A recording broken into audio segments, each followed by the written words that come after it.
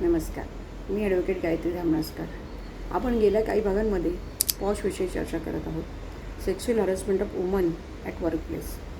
या अंतर्गत जर तुमच्या वर्कप्लेसमध्ये काम करण्याच्या ठिकाणी जर आपल्याला लैंगिक छळ किंवा अत्याचार होत असेल तर त्याविषयीची तक्रार कशी करावीत याबद्दल मार्गदर्शन देण्यात येते.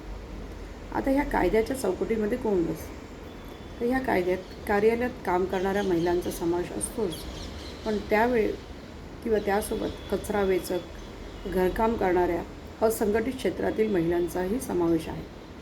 असंघटित क्षेत्रात काम करणाऱ्या महिला कार्यालयात काम करत नसल्या तरी त्यांचे काम ठराविक व फिरते या क्षेत्रात असते. शिवाय कामातून अर्थार्जन करून त्यांना आपल्या कुटुंबाचे पालनपोषण पण करायचं असतं. तर त्याचा हक्क या कायद्यामध्ये संरक्षित करण्यात आलेला आहे आणि अशा प्रकारे या कायद्याअंतर्गत या महिला जर त्यांना शारीरिक त्रास, लैंगिक त्रास कामाच्या ठिकाणी होत असेल तर त्याबाबत या कायद्याची मदत घेऊन ते तक्रार नोंदवू शकतात. तर चला याबद्दल अजून पुढची माहिती घेऊन आपण पुढच्या भागात लवकरच भेटू. तोपर्यंत धन्यवाद.